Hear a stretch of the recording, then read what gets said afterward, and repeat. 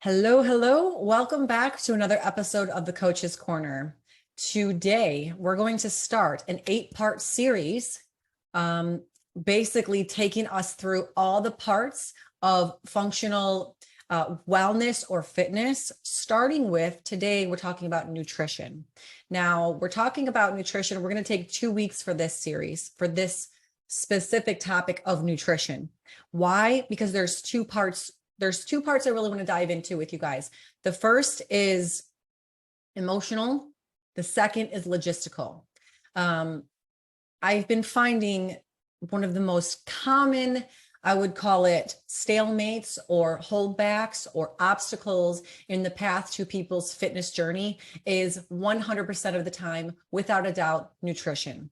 They finally get to a point where they can execute and change their habit of exercising daily, getting their workouts in, getting the movement.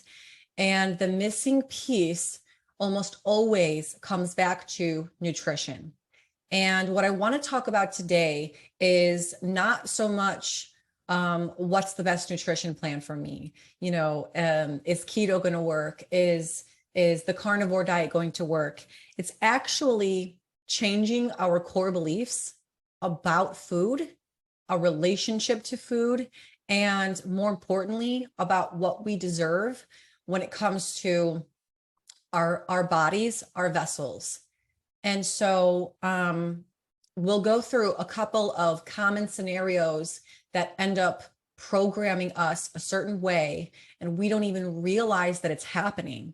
But we're becoming programmed to think of nutrition or to think of food in a certain way that is continually holding us back. And then we'll talk about how to start changing these. Okay. At the end of the day, we all have the same basic human needs: love and connection, significance, certainty, uncertainty, or variety. And then the two more spiritual needs are growth and contribution. Now, two of these 6 needs are usually your driving force. It's how you get those needs met, then that's going to change the outcome, or at the very least, the feeling and the results that are driven in your life. I'll give you an example.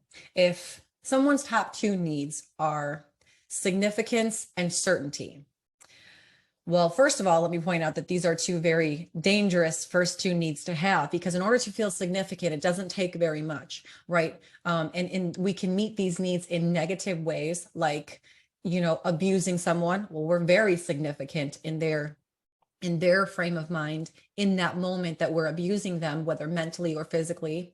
And we definitely have certainty met too, because we are certain that without a doubt, when we turn up the anger, when we turn up that heat and begin lashing out on that person, we are certain that we're going to experience whatever it is we're going to experience. We're certain about what we're going to get from that experience.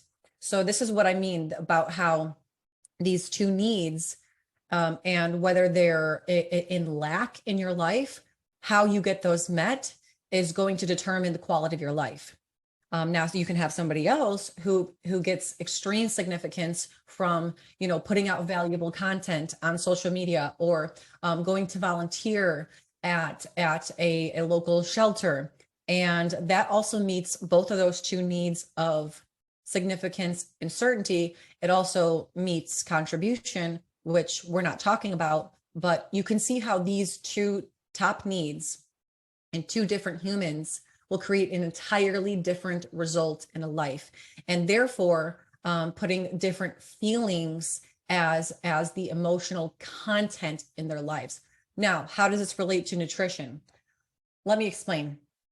From a very early age, we are all being programmed. It's almost a state of hypnosis that we go into when we're being programmed in a certain way. Now, between the ages of 6 and 11 is where we are the most adept and most susceptible to forming what we call fixed ideas, which are another way of saying beliefs. Okay. And when something goes so deep as to become a belief, we will most likely structure everything on the foundation of that belief. Now, again, how does this relate to nutrition? Well, if we have a child between the ages of 6 and 11, or even teen, it doesn't matter the age group, but at an age when you are more susceptible to forming fixed ideas, if you put that child into many different scenarios where food becomes a reward, not only for good behavior, but also as a way to cope with bad behavior. For instance, I use the example of the mother who gives her kid a lollipop so that he will stop screaming or that she will stop crying.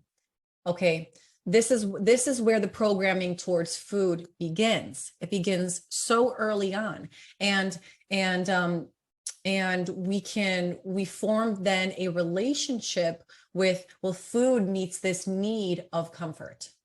Food is my reward for doing well.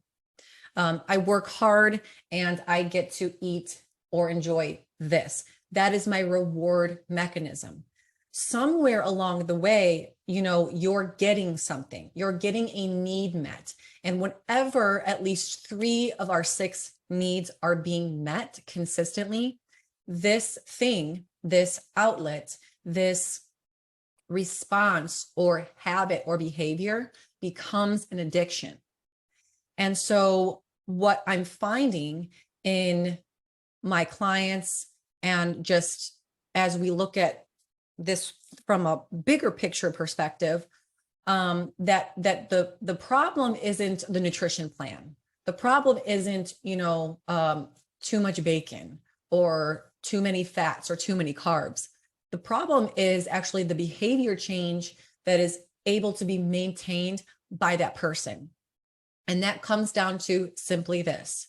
It comes down to the relationship and the programming that we have on what food means to us. What does food mean to you? And this may bring up some deeper wounds or deeper realizations, which is great. But obviously you may need some guidance with that. So let me know. But at a core level, what we're really talking about here is changing our core beliefs about food, about our relationship with food, and about also what we deserve. Okay.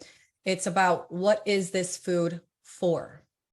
And when we value ourself, we desire to take care of ourself. This body is the container which holds our self, and everything we put inside of it, both in the form of food nutrient, but also information nutrient. That's another story. We think about that as a way to nourish it. And so some of the most common, I would say, misbeliefs or faulty core beliefs when it comes to food are number one, food as a celebration. So, I talk about this sometimes. Sugar is not bad. Sugar is not the arch nemesis. It's our relationship with sugar and what it usually comes with. And usually sugary foods are found at what?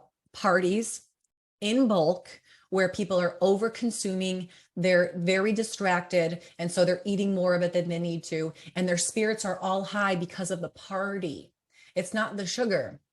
It's not the sugar that's producing the high and the crash. It's the emotional experience of, I'm partying and now I just depleted all of my energy, so now I crash. So again, this is a small example of what we're associating with that food. And so we associate cake and party is fun. Cake is fun. Okay, I'm bored, I'm sad, I need fun, cake. Okay, this is how our brains think. Our brains think very literally, and they operate on basis of association. It's constantly trying to make connections between things. So common core beliefs or associations that are drawing us into poor behavior. I won't even say bad, just poor behavior, unproductive behavior. So there you have it. Parties. So food as a party celebration mechanism, food as a reward, food as a nurturing or calming effect, i.e., if you are sad and you eat chocolate or drink wine in order to get out of the sad feeling. That's a nurture. That's you're looking for love and connection, and that's your way to feel that with yourself. Okay. Another one is actually more painful. And this is hard to talk about for some, but sometimes people use food as a protective mechanism. And I give the example of the abused woman or the sexually abused woman who has learned to use food to gain weight so that she becomes unattractive to people who may be sexually attracted to or abusing her. Okay, that's a deeper wound. But do you see where I'm going with this? Do we see how we can unbeknownst to us subconsciously develop a relationship and association with food and with the behavior of eating food that actually is holding us back? Another one is more societal, and this is the distracted eater. This is the eating in front of the TV or eating on the go when you're not even thinking about your food, you're just putting it in. And this causes overconsumption most of the time. And it definitely causes poor digestion because of the nature in which you're consuming the food is a very anxiety ridden. And then the other one is, again, more societal. And this is the fact that fast and easy seems to be the most unhealthy options available to us. And they also just happen to be the most marketed towards us in terms of, social status. If you eat at a certain restaurant, then you will appear this way. And it's all marketing towards us that if you eat at this place or in this way or in this location, it's forming this picture and this idea around food and alcohol. Alcohol is one of the fundamental, I would say, crucibles. It's at the center of most social food gatherings. And so it's being presented to you in a way that everything centers around food, and food is connection. So instead of telling you a bunch of food facts, nutrition facts about you should have this much protein and this much this, none of that is going to mean anything to you unless you can actually execute it. So to begin this series, I really wanted to dive into, when we talk about diet, first of all, we're not saying that you're going on a diet. We're going to say that it is your diet. A rabbit has a diet of carrots and lettuce and leafy greens. A monkey has a diet of bananas, fruits, and leafy greens. So what is your diet? Do you have a diet of alcohol, processed foods, and fast food? Or is your diet consisting of, all the colors of the rainbow, mixed vegetables, fruits that are of all types with the skin, meats, legumes? What is your diet? And then when we talk about the diet, we discover if you're not able to maintain that diet, why? And how do we get you to meet the needs that the old way of being was meeting? Just it wasn't meeting it in a way that was moving you forward. It was meeting your needs in a way that was holding you back. So we can't just uproot everything, right? Because your way of doing things has been meeting a need of yours. Let's identify what need is that meeting. How can you get that need met in a more productive way? And then, and this is the most important part, is what is your core belief about your relationship with food and about yourself? because the last and most common core belief usually comes down to a lack of value for oneself, right? There is it comes down to, really, if I were to boil it down, self-love. Because if you love yourself, when you love your child, you would give them the best of everything. You love your spouse, you want them to have the best of everything. Do you love yourself the same way? And if not, why? Why do you not put yourself as so high up there of a place of value as you do your kids, your dogs, your spouse, hopefully? Hopefully. So this is really what we need to address first and foremost. And I'm making this post with some very real life things going on with many people right now. And it's just, when the common denominator keeps coming up, we've got to approach it. As a teacher, as a professional, as a mentor, as a coach, I have got to look at the deeper issues instead of just saying, here's your meal plan. Why aren't you doing it? Are you so lazy? No, sometimes it has nothing to do with that. It has to do with your experience, with your relationship with yourself, and your core beliefs about food. So I wanted to take this first week and really dive into this. Now, this might even require another video just about belief systems and how to reprogram those, the types of language. Our language is so important. And lifted coaches, you guys know this, but our language with ourselves is going to be so important. So if we're trying to uproot a system, a way of programming that we've been programmed on for our whole lives, 30, 40, 50 years now, then we need to make sure that we're speaking to ourselves kindly and not, oh my God, you got to stop doing that.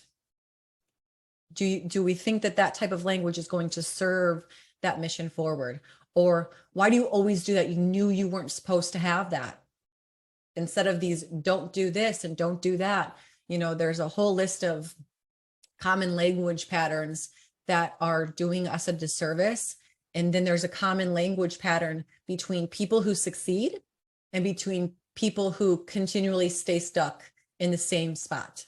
Okay, so we want to identify those common language patterns, and then we can say, which one are you attaching yourself and you find yourself more in? And let's start putting ourselves more in the bucket of successful language.